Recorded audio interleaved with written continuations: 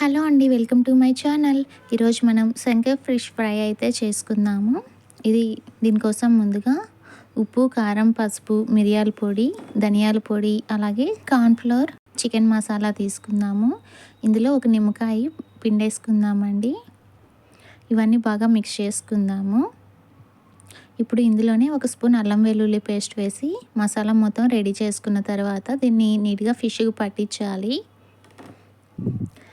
ఇప్పుడు స్టవ్ మీద బండలు పెట్టి ఫ్రైకి సరిపడా ఆయిల్ వేసుకోవాలి.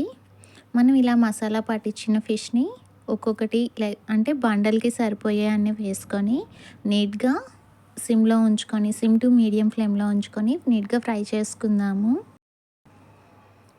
ఇవి ఫ్రై అవ్వడానికి కొంచెం టైం పడుతుంది, కానీ టేస్ట్ అయితే సూపర్గా ఉంటుందండి.